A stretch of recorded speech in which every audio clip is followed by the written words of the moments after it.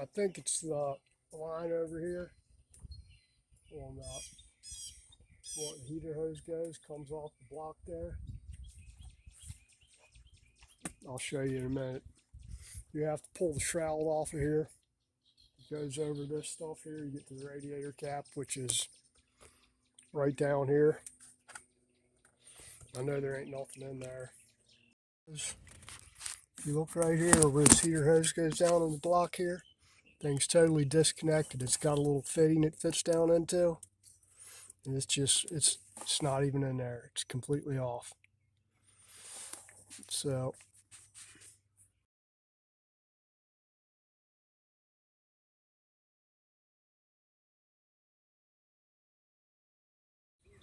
yeah, it's right here. This is what we got right here, the little hose. It's the quick disconnect, and it's just popped off there. So we need to go get another hose for it. That quick connect right here, well, the hose busted off of the quick connect portion. I don't know why, but it did. So it's just broken. Go find another one and hook it up. Of course, if they don't have it, I could just use a piece of pull the quick disconnect off there and just use a regular piece of heater hose on there. I might do that anyway. It's probably a hell of a lot cheaper than this thing's going to be. All right, let's go to NAPA.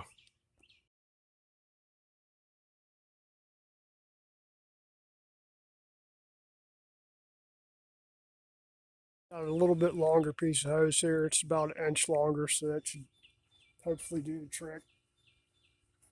Just swapped it out with the other one. This thing on there. We'll put some water in there and run it, make sure we're not leaking anywhere. All right, let's fill her up.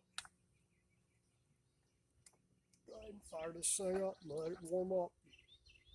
Got to burp the system and then we should be good. Should be. Let me put my damn air tube back on here first. All right, let's fire this puppy up.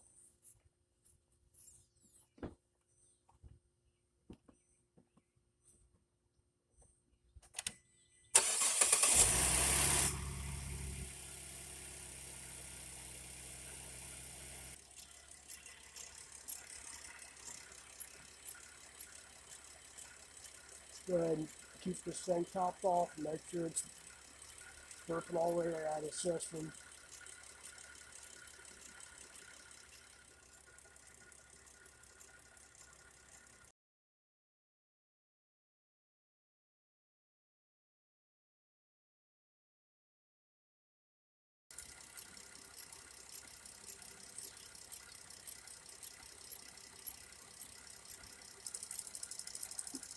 Go check our temperature in here.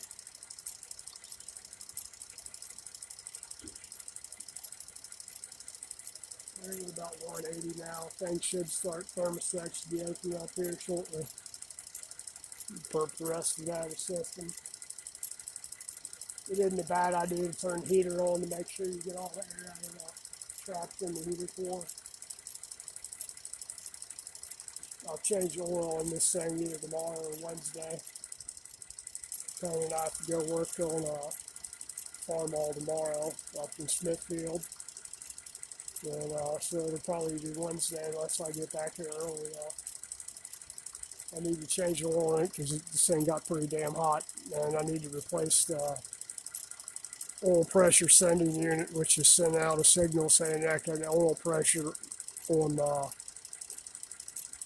the computer side. It's got two sensors and one switch. One of them is just for idiot light, and the other one's for telling the computer if it's got low oil pressure.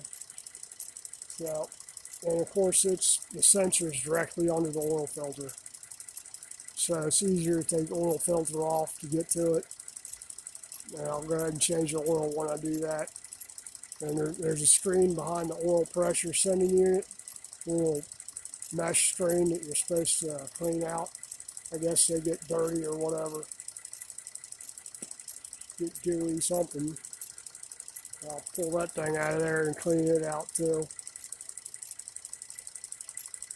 Yeah, it's starting to bubble now. out of the top there.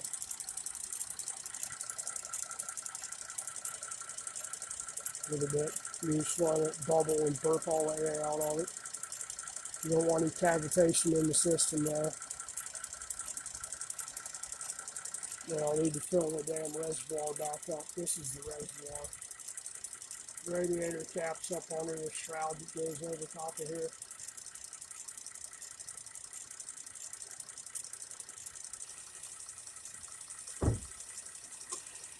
There, we're at 210. Thermostat should be good and open by now. Yeah. Dump a little more in here. You feel this top radiator hose and sit there and top it.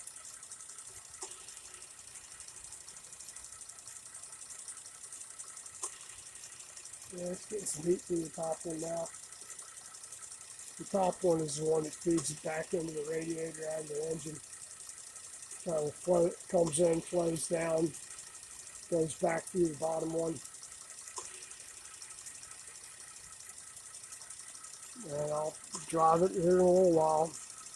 Bring it back, make sure it ain't leaking nowhere. Let it run for a little while here.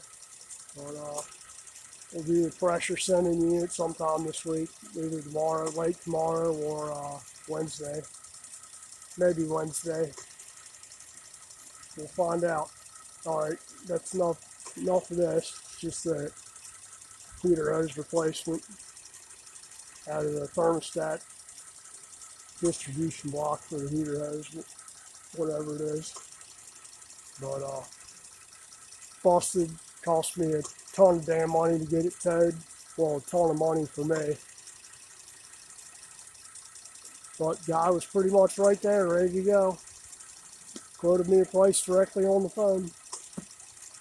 And they all fit in a nice big tow truck. All three of us fit in there. Tow truck driver was nice. Easy drive for him. Alright, if you like my content, please like, share, subscribe, comment, all that jazz. Hit the notification bell. I'm sure the next thing I got to do on this thing is AC hose on the back side there was right up against the damn power steering line where the steel ferrule is. And I guess that's a problem with Acadias and some other Chevy something and Buick or whatever, what other ones. Is the AC line runs directly against the power steering line. And where it catches that, it's like a saw blade. It lays up right up against the ferrule, and it just vibrates like that. Cut a hole right through it. Rubbed the hole right through it. I went to fill it up because I didn't know where it was leaking from. And as soon as I put Freon in there, you could hear it pissing it out. It wasn't a big hole, any hole's big enough. Thing's under enough pressure, of course it blew it right out. But I pretty much have to take it off because they didn't know which one it was at the auto parts store. So I have to take it off there, take it to them to match one up and make sure they get the right one. And I need to do that before it gets blazing ass hot out here. It's already feels pretty good today, but it's getting to be in the 90 degrees days. And driving this thing with no AC when it's 95 degrees outside, 240 AC ain't working very good. 2 windows down, going at least 40 miles an hour. So we'll have to fix that sometime soon. Anyway, take care.